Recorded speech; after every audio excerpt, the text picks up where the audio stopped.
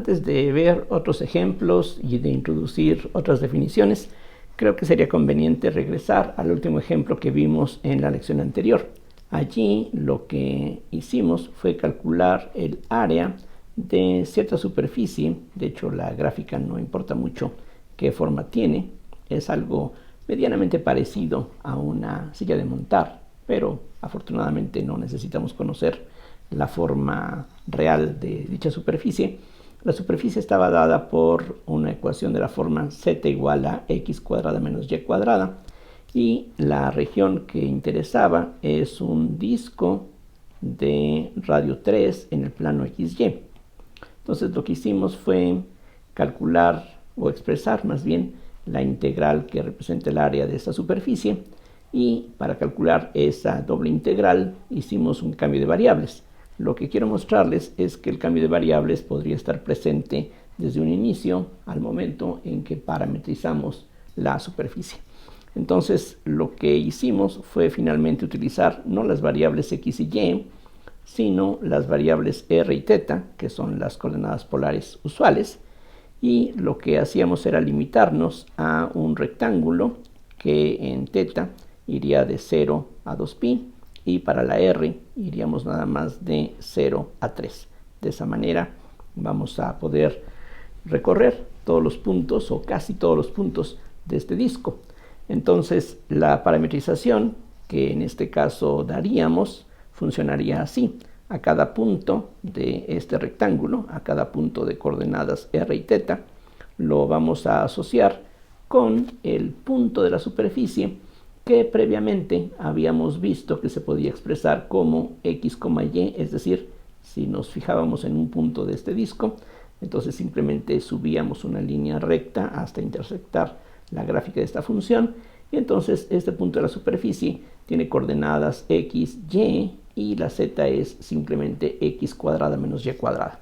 Entonces en este caso lo que podemos hacer es sustituir desde un inicio las variables x y y en función de su expresión en términos de r y θ. Es decir, x se sustituye por r coseno de θ, y se sustituye por r seno de θ, y finalmente x cuadrada menos y cuadrada quedaría como r cuadrada coseno cuadrado de θ menos r cuadrada seno cuadrado de θ. Aquí, como veremos, va a ser conveniente en la última entrada utilizar identidades trigonométricas. Vean que coseno cuadrado de θ menos seno cuadrado de θ es lo mismo que el coseno de 2θ. Así es de que tendríamos r coseno de θ, r seno de θ y r cuadrada por el coseno de 2θ.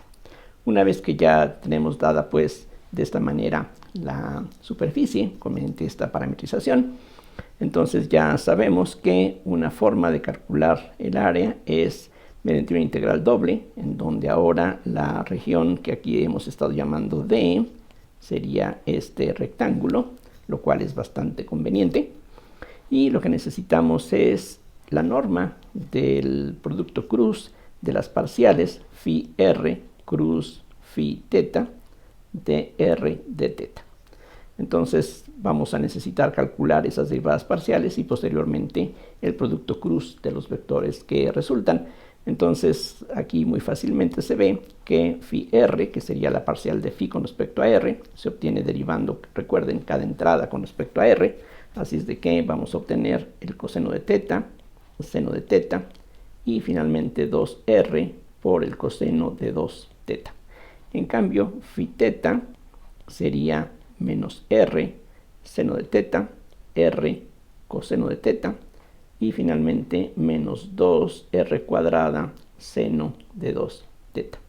Con eso entonces vamos a calcular el producto cruz, phi r cruz phi θ, otra vez mediante un determinante. En la primera columna tendríamos al vector y debajo de este vector aparecería el coseno de θ y menos r seno de θ. En la segunda columna j, debajo seno de θ, y en la última línea r coseno de θ. Finalmente k, 2r coseno de 2θ y menos 2r cuadrada seno de 2θ. El resultado entonces va a ser un campo vectorial que tendría las componentes que ahora vamos a determinar. La primera componente sería un menos 2r cuadrada,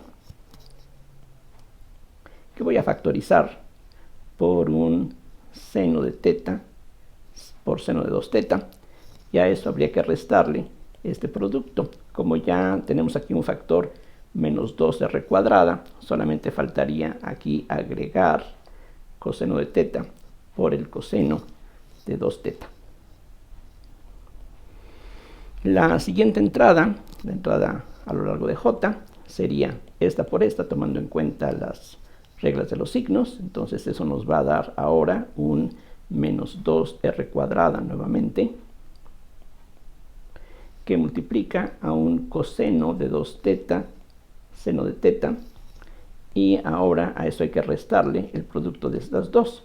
Como este signo ya lo hemos extraído, entonces sería un menos seno de 2 teta por el coseno de teta. La última entrada es muy sencilla.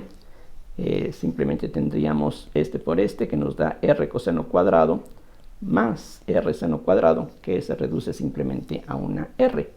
Entonces aquí voy a reducir un poquito la escala para que quepa, y la última entrada es r. Ahora, esto se puede simplificar utilizando de nuevo identidades trigonométricas. Vean que aquí tenemos seno coseno más seno seno más coseno coseno, que es el coseno de una diferencia de ángulos. Sería el coseno de 2 teta menos teta, o sea, simplemente el coseno de teta.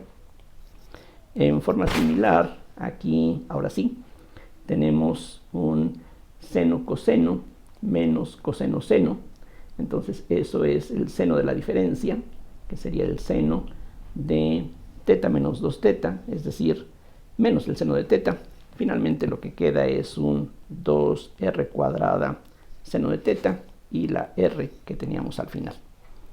Ya con eso podemos entonces calcular la norma que aquí aparece en la fórmula que está arriba, y de esa manera tenemos que el área de esta superficie sería la integral sobre r de 0 a 3, la integral sobre teta de 0 a 2pi, y la norma que nos interesa sería la raíz cuadrada de esta primera componente al cuadrado más esta al cuadrado, que juntas nos dan un 4r cuarta,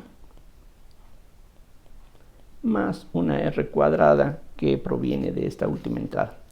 Lo que se puede hacer aquí es factorizar una r cuadrada dentro del radical, y entonces de una vez hacemos la integral sobre teta. Eso nos da un factor de 2pi, y queda la integral de la raíz cuadrada de 1 más 4r cuadrada por r de r entre 0 y 3, que si comparan con lo que hicimos en la lección anterior, es exactamente la misma expresión, y tal como hicimos antes, aquí se puede ahora hacer otro cambio de variable, por ejemplo tomando w igual a 1 más 4r cuadrada, de tal forma que la diferencial de w es 8r de r, y entonces esto se ve así. Tendríamos un 2pi sobre 8 por la integral de la raíz de w, diferencial de w.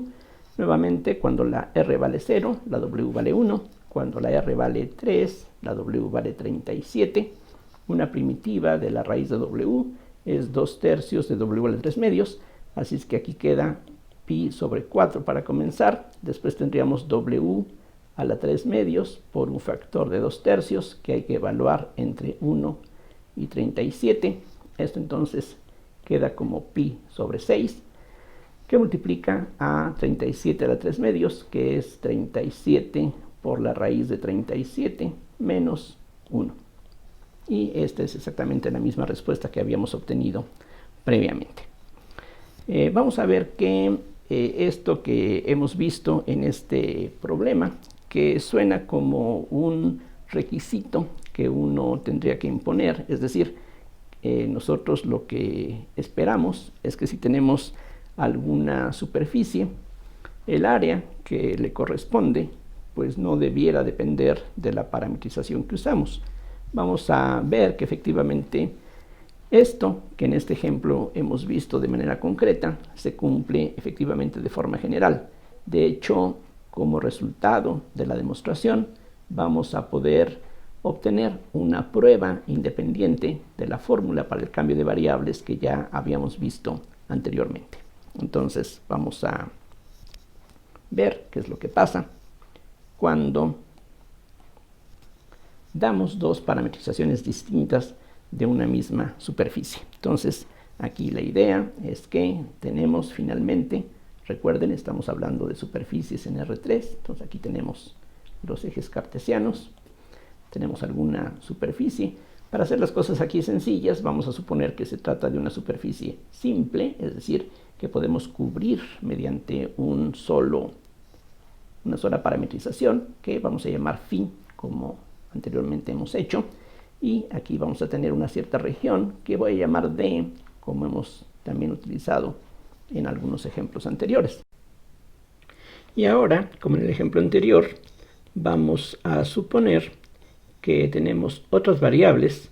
Y aquí, por ejemplo, aunque no es muy común, voy a llamarle alfa y beta a estas otras dos variables. Necesito un par, entonces digamos que x, y, v ya están ocupadas, entonces voy a utilizar estas letras griegas minúsculas.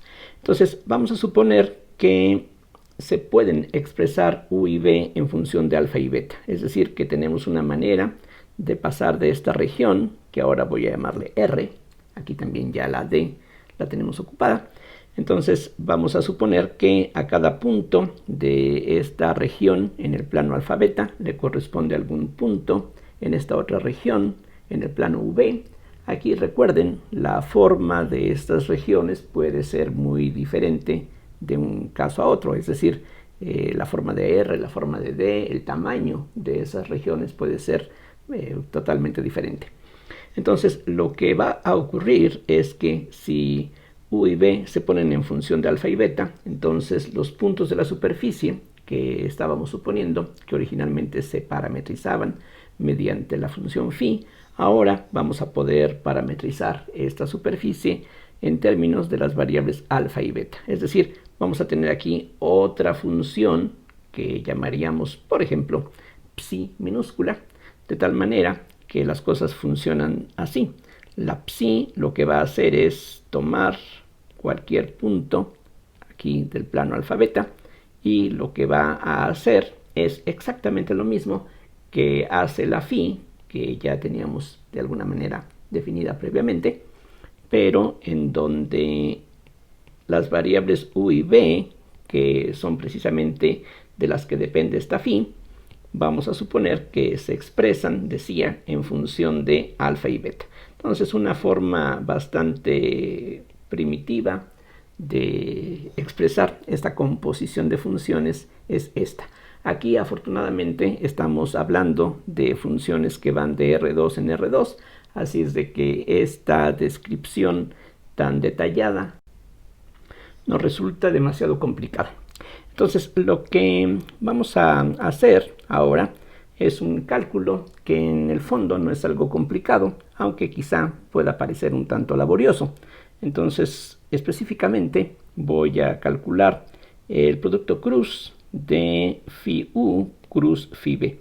Ya sabemos que para calcular el área de esta superficie, si utilizamos a u y a b como parámetros de la superficie a través de esta función phi, entonces el área se puede calcular como la integral de la magnitud de este producto cruz sobre esta región.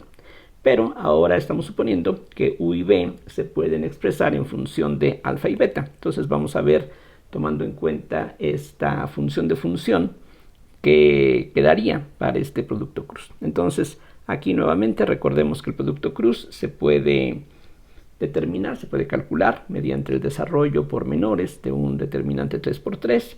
En el primer renglón ponemos los vectores base i, j y k, y en los siguientes renglones serían las componentes cartesianas de los vectores phi u y phi b. Esos vectores se obtienen de la siguiente forma. En la siguiente entrada tendríamos x sub u, en la siguiente x sub b, j, y sub u, y sub b, K, Z sub U y Z sub B. Aquí explico qué es lo que está ocurriendo. Recuerden, lo que hace esta phi es que a cada punto de este dominio asociarle un punto de R3, un punto de la superficie que estamos parametrizando de esta manera. Eso quiere decir que las coordenadas de este punto, la x, y y z de este punto, se deben de poder expresar como funciones de u y b. Aquí precisamente estamos hablando de eso, que si x, y y z están en función de u y b, lo que significa phi sub u es derivar con respecto a u parcialmente esas coordenadas x, y, z de este punto y algo similar en lo que se refiere a la phi sub b. Esto es lo que hemos hecho. Si revisan los ejemplos que hemos tratado previamente, eso es precisamente lo que hemos tenido que calcular, solamente que ahora aquí lo estamos haciendo de una manera general. Entonces, lo que resulta de este producto cruz lo podemos escribir de inmediato. Vean que lo que vamos a tener sería y sub u por z sub b menos y sub b por z sub u. Y eso, si nos fijamos, es justamente el jacobiano de las variables z, y z en ese orden con respecto a u y b, cosa que podemos comprobar fácilmente. Vean, tendríamos la parcial de y con respecto a u, que es esta, por la parcial de z con respecto a b, que es esta, menos la parcial de y con respecto a b, que aquí tenemos, por la parcial de z con respecto a u, que sería esta otra entrada, que son parte del menor que corresponde a este vector base.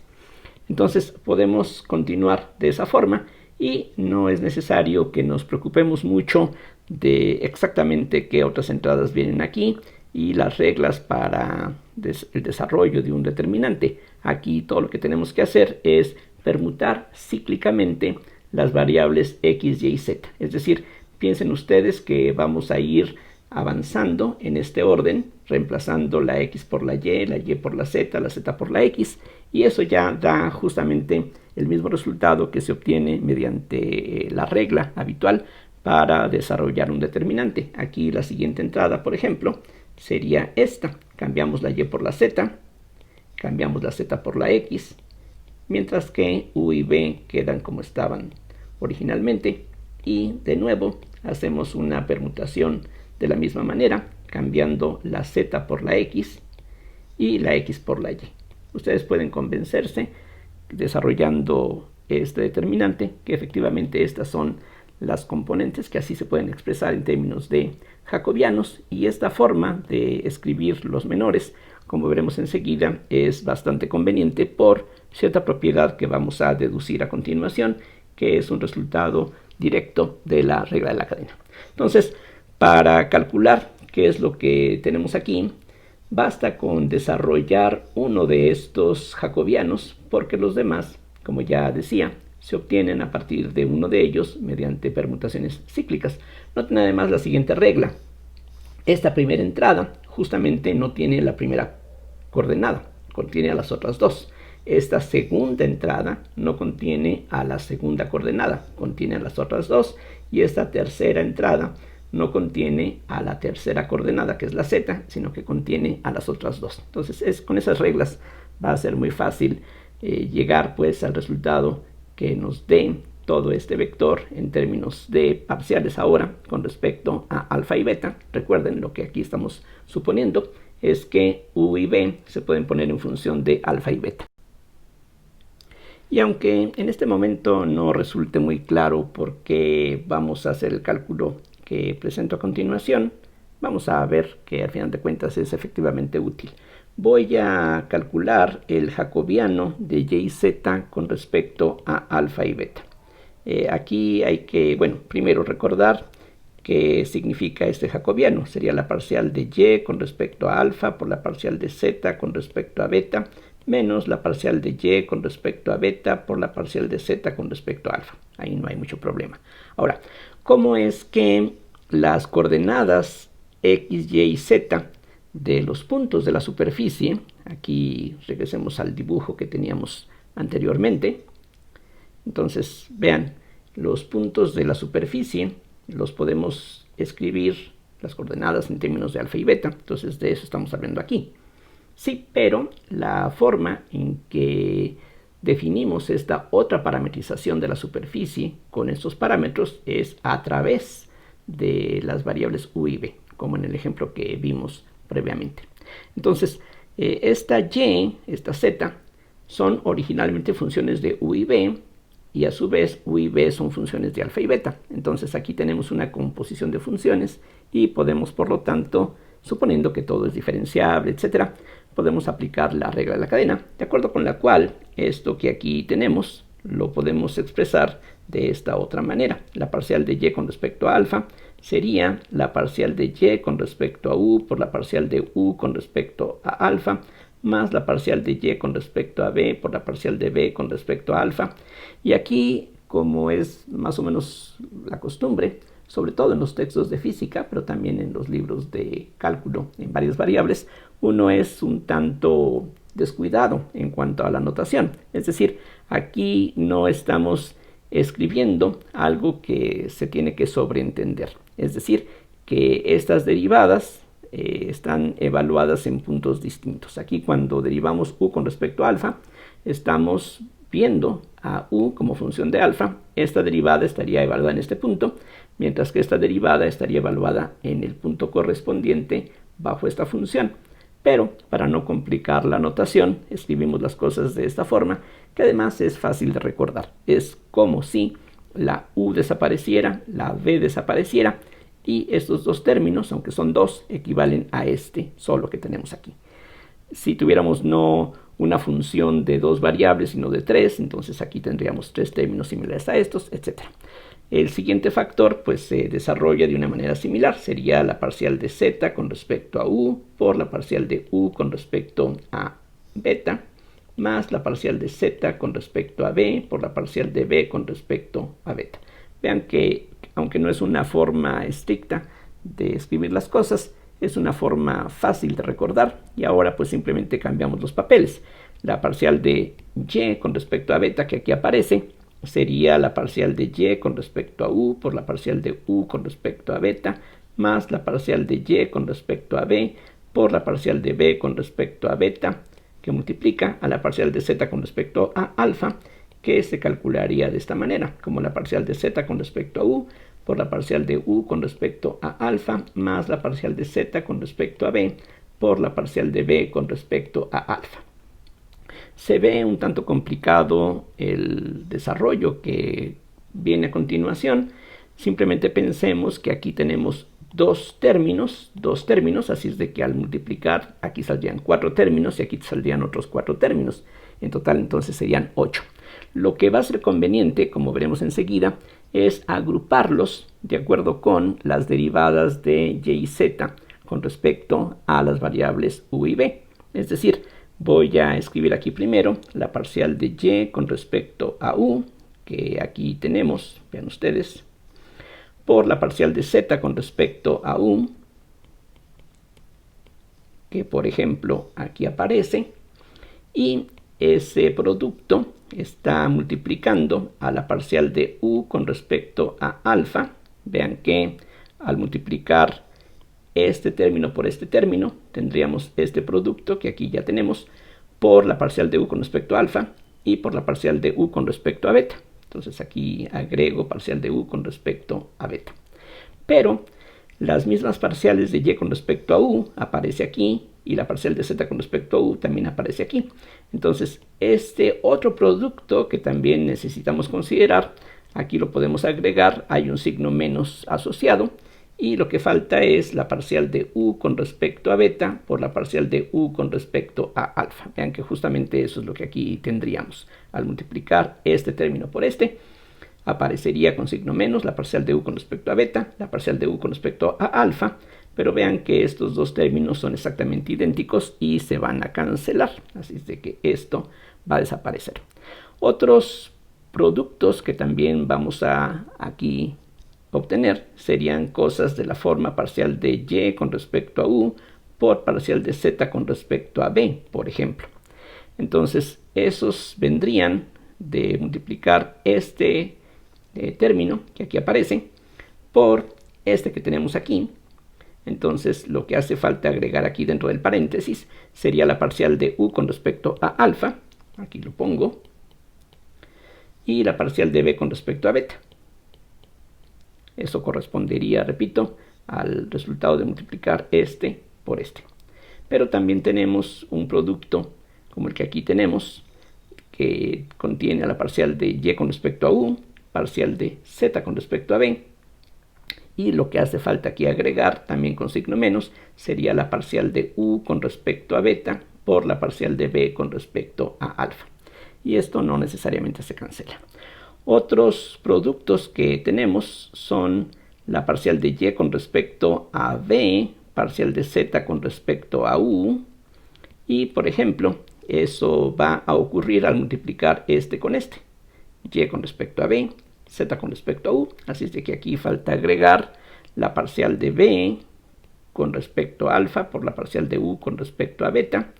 Y otro término similar sería el que resulta de multiplicar este término de aquí con este de aquí. Hay un signo menos también ahí acompañando. Así es de que lo que necesitamos es la parcial de b con respecto a beta, parcial de u con respecto a alfa, y solamente faltan dos términos por incluir. Recuerden, al multiplicar este par de términos por este par, tenemos 4 términos, otros 4, serían 8 en total. Aquí ya llevamos 2, 4, 6, faltan 2 nada más, y esos 2 que faltan contienen ahora a la parcial de y con respecto a b y la parcial de z con respecto a b.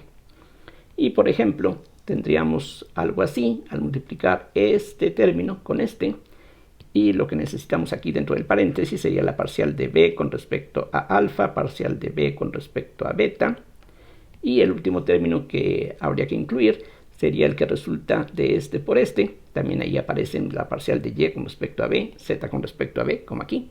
Entonces hay un signo menos que acompaña a la parcial de b con respecto a beta por la parcial de b con respecto a alfa, y nuevamente podemos darnos cuenta que estos productos se cancelan. Lo único que queda es la pareja aquí de renglones, que en general no van a ser 0, y lo que aquí vale la pena notar es que esta combinación que tenemos aquí y esta otra son precisamente jacobianos.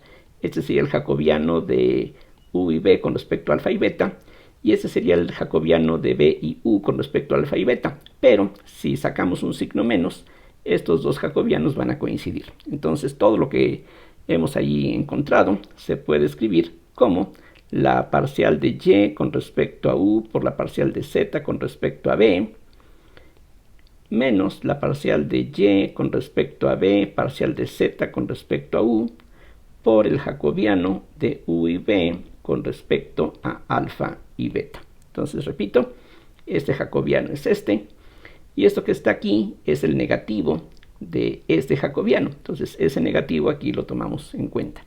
Pero esto también es un jacobiano, así es de que esto se puede escribir como el jacobiano de y y z con respecto a u y b por el jacobiano de u y b con respecto a alfa y beta. Entonces así hemos establecido una relación bastante sencilla y agradable. Lo que nos dice es que si tenemos una situación como la que aquí hemos estado considerando, al suponer que las variables y z son funciones de u y b, y a su vez u y b son funciones de alfa y beta, entonces es como si este y este se cancelaran y regresamos a lo que tenemos aquí originalmente. Es un resultado agradable que es fácil de recordar, y gracias a ese resultado entonces podemos darnos cuenta que si ahora nos fijáramos, y aquí voy a reducir la escala para que se alcance a apreciar qué es lo que vamos a tener. Entonces, vean, en el caso de la parametrización dada por u y b, necesitamos este producto cruz. Si ahora nos fijamos no en los parámetros u y b, como aquí tendríamos originalmente, sino en los parámetros alfa y beta, entonces lo que tendríamos que hacer es algo similar a esto, pero en lugar de que x, y, z estén en función de u y b, que estarían en este otro caso en función de alfa y beta. Entonces, el análogo de esta expresión fácilmente lo podemos obtener. Lo que sería el producto cruz de psi alfa cruz psi beta, que es lo correspondiente a esta expresión, pues sería pues precisamente lo correspondiente a esto. La única diferencia es que en lugar de las variables u y b, aquí tenemos a alfa y beta. Entonces, esto sería, simplemente por analogía, no necesitamos hacer el cálculo de nuevo, sería el jacobiano de y y z con respecto a alfa y beta, coma, el jacobiano de z y x con respecto a alfa y beta, coma, el jacobiano de xy con respecto a alfa beta. Es el único cambio que necesitamos. Pero, de acuerdo con la identidad que acabamos de establecer, cada uno de estos jacobianos se puede escribir también como productos de jacobianos. Lo voy a escribir con todo detalle para que quede claro qué es lo que va a ocurrir. Este primer jacobiano sería el jacobiano de y y z con respecto a u y b por el jacobiano de u y b con respecto a alfa y beta. La segunda entrada, similarmente, sería el jacobiano de z y x con respecto a u y b por el jacobiano de u y b con respecto a alfa y beta. Nuevamente recuerden la regla, es como si estos se cancelaran y regresamos a lo que está aquí arriba. Es como si estos se cancelaran y regresamos a lo que está aquí arriba.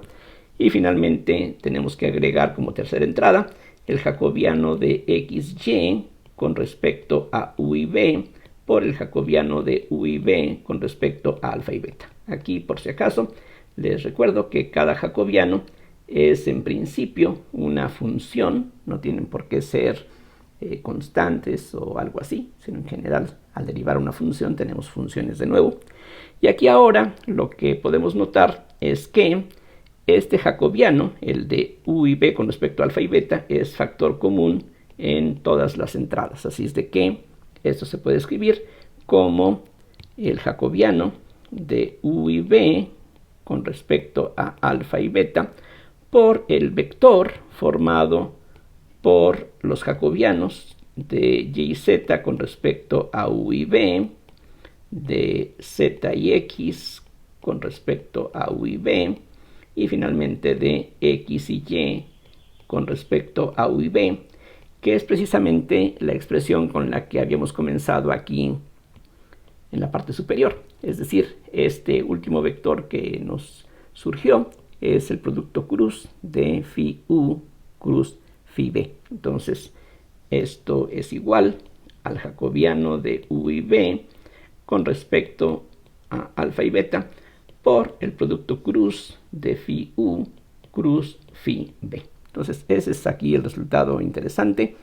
Aquí lo que hemos obtenido es que al cambiar de parametrización, estos productos cruz, que son aquí fundamentales porque gracias a ellos podemos calcular el área de una superficie, entre otras cosas. Más adelante vamos a ver que este producto también es importante en la definición de las integrales de superficie, que van a ser análogas a las integrales de línea, como veremos. Pero bueno, esta es la relación y aquí también es más o menos fácil de recordar el resultado. Aquí simplemente piensen que estamos derivando con respecto a u y a b. Es como si u y b aparecieran debajo y aquí están en la parte de arriba. Entonces es una forma simple de recordar esta fórmula. Entonces, el área de esta superficie, aquí regresemos al diagrama que teníamos en un principio. Entonces yo puedo tratar de calcular el área de esta superficie simple utilizando esta parametrización, y en ese caso el área debiera ser la integral sobre R de la norma del producto cruz de psi sub alfa y psi sub beta. Entonces lo que tendríamos por una parte es que el área de esa superficie debiera ser la integral sobre la región R, que es parte del plano alfa beta, de la norma de psi alfa cruz psi beta de alfa de beta, por una parte. Pero esto a su vez es lo mismo que la integral sobre R, si tomamos ahora la norma de este vector, pues recuerden, esto es una función de valores reales, así es de que al momento de tomar la norma, por las propiedades mismas de la norma, lo que nos va a quedar es el valor absoluto de esta función de valores reales. Entonces tendríamos valor absoluto. Aquí recuerden, las barras representan varias cosas distintas. En ocasiones también hay que recordar que para el caso de los vectores se suelen utilizar dobles barras para hacer una clara distinción entre si estamos hablando de valores absolutos o de normas de vectores, pero el utilizar barras sencillas tiene la ventaja, hasta cierto punto, de que las fórmulas se ven algo más uniforme. En todo caso, es importante que tengamos presente de qué se trata, de qué clase de objeto es cada uno de los que aquí aparecen, como para saber de qué estamos hablando, si de normas o de valores absolutos. Aquí las barras significan valores absolutos, aquí las barras significan la norma. Entonces, lo que aquí tendríamos a continuación, decía, por las propiedades de la norma de los vectores, esto es lo que ocurriría. Y si recordamos la fórmula para el cambio de variables en integrales dobles, aquí lo que podemos ver es que la integral de esta función en la región R con las variables alfa y beta es lo mismo que la integral sobre D de esta función, la misma función que antes, pero ahora con du y dv. Entonces, de aquí para acá estoy utilizando la fórmula para cambio de variables y esta pues entonces nos da la expresión para el área en términos de la parametrización con las variables u y v. Podemos hacer las cosas al revés, es decir, podemos decir el área de la superficie se puede calcular así si uso alfa y beta como parámetros, pero también se puede calcular así si utilizo u y v como parámetros. Pero desarrollando esta norma, esto es lo que obtenemos y estas dos cosas tienen que coincidir en general por razones geométricas. O sea, si efectivamente estamos calculando el área, sabemos que el área tiene que ser una propiedad geométrica que no debe depender de la parametrización. Entonces uno puede partir de la idea de que el área es algo invariante ante cambios de parametrización y entonces estas dos integrales tienen que ser iguales y de esa manera podríamos deducir la fórmula para el cambio de variables en integrales dobles.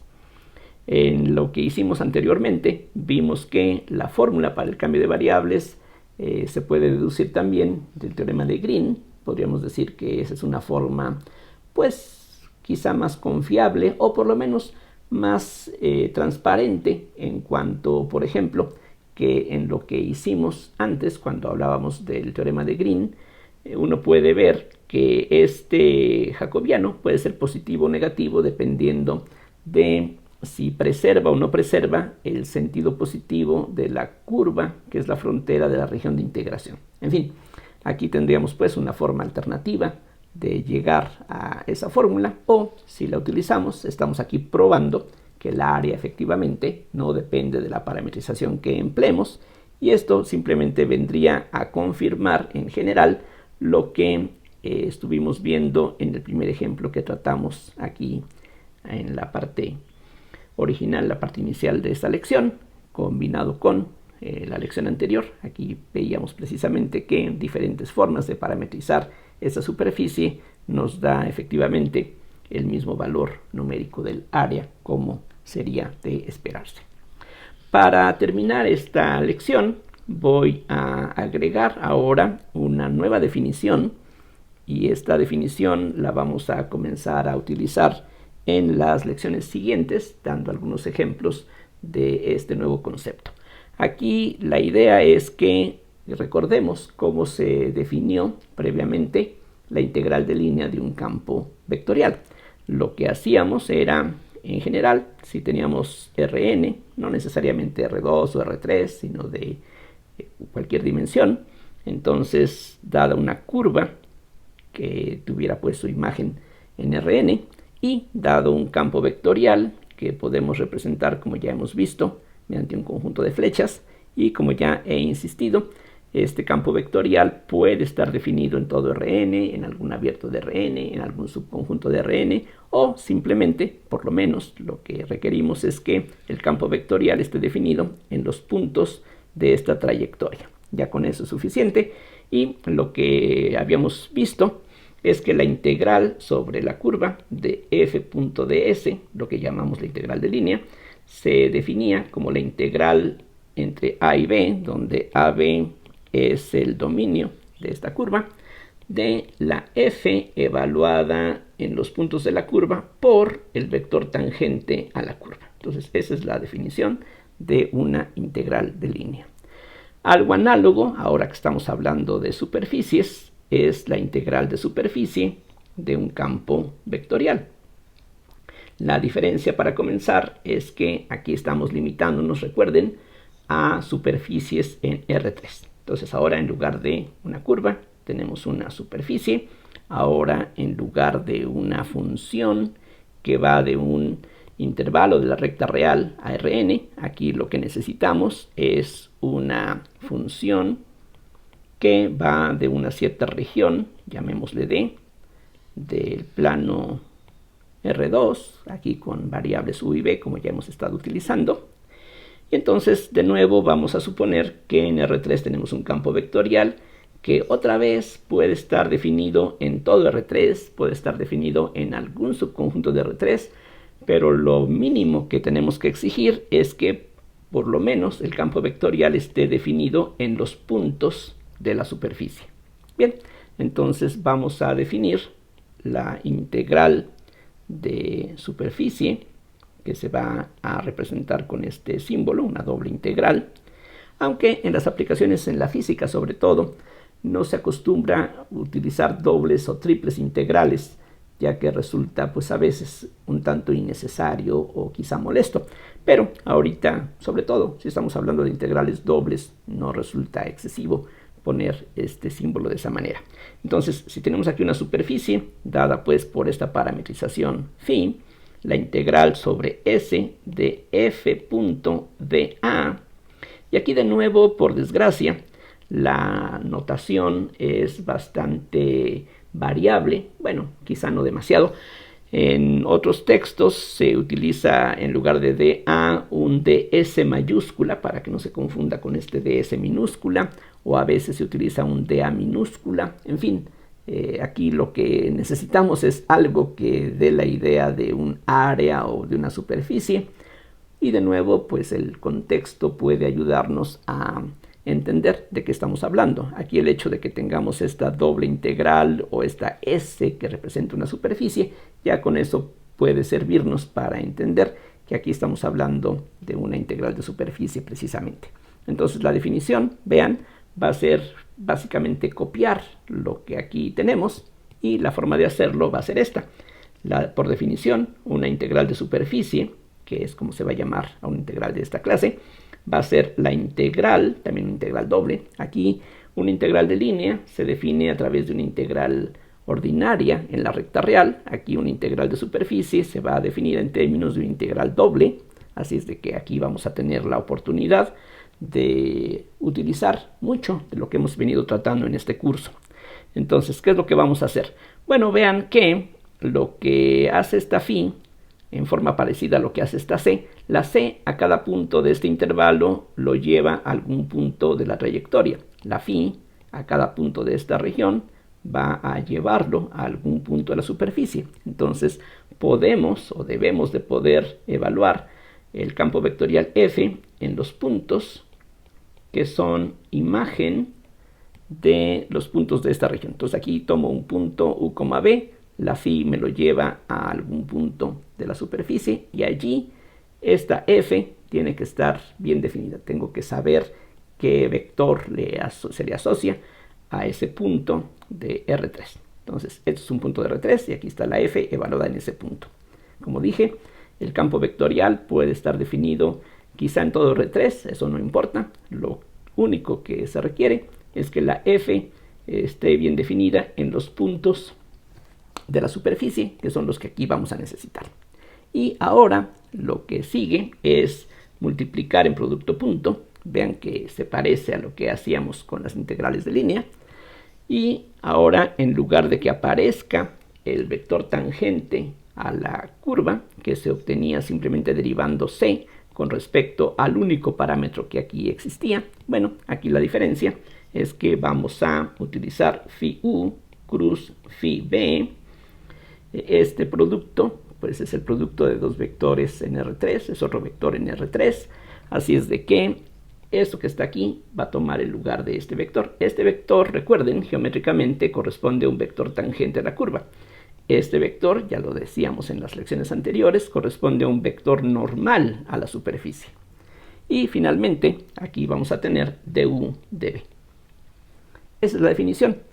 Traten de ver la analogía entre esta definición y esta que tenemos aquí. En lugar de una derivada, aquí aparecen las dos derivadas que se pueden hacer porque la phi depende de u y b. En lugar de una sola variable de integración, aquí tenemos dos variables que ahora van a recorrer esta región D, que corresponde pues al dominio necesario para reproducir esta superficie. Esta es la definición y en las siguientes lecciones vamos a ir viendo algunos ejemplos y algunas propiedades de esta integral. En el caso de la integral de línea, lo que demostramos es que el resultado, que es un número real, recuerden, el resultado de esta integral, como se trata de una integral definida, es un número real que puede ser positivo, negativo, cero. Aquí también el producto punto entre un vector y otro vector es un escalar, y al integrar una función que depende de u y b en una región definida como esta, el resultado tiene que ser un número real, que otra vez puede ser positivo, negativo, cero. Que sea positivo o negativo, cero, pues va a depender de qué valores de esta función predominen. Si en la mayoría de los puntos este producto punto es positivo, la integral va a ser positiva, etc. El resultado puede ser cero con facilidad, que simplemente significaría que en cierta forma hay tantos puntos, aunque esa es una infinidad, donde esta función es positiva. Bueno, no exactamente tiene que ver aquí la cantidad de puntos, sino más bien recuerden, cuando estamos hablando de una integral como esta, eso corresponde al volumen por debajo de la gráfica. Aquí, si esta integral vale 0, quiere decir que el volumen por debajo de la gráfica de esta función es tan grande como el volumen por debajo de la gráfica de la función. Eso es todo, ¿no? Pero no hay nada raro en que la integral esta pueda ser negativa o 0. Entonces decía, en el caso de una integral de línea, probamos que el resultado, el valor numérico, el número real que aquí finalmente obtenemos, no depende de la parametrización, solamente depende de si recorramos la curva en un sentido, la trayectoria más bien, o en el sentido contrario. Vamos a demostrar que en el caso de una integral de superficie ocurre algo similar. Número 1, que el resultado numérico no depende de la parametrización, pero sí va a depender de que el producto cruz que aquí obtengamos, que como dije es un vector normal a la superficie, esté apuntando hacia un lado o hacia el otro. Esto siempre va a ser un vector normal, pero puede tener dos orientaciones y esas dos orientaciones nos van a llevar a dos posibles diferentes valores que difieren nada más por un signo, dependiendo de cómo estemos parametrizando la superficie, pero aparte de ese signo, el valor de la integral no va a depender de la parametrización. Y vamos a ver pues algunos ejemplos en donde vamos a tener oportunidad de revisar muchas cosas que hemos tratado antes, como son el teorema de Fubini y la fórmula para cambio de variables en integrales dobles. Bien, eso es todo por ahora. Muchas gracias por la atención y hasta la próxima.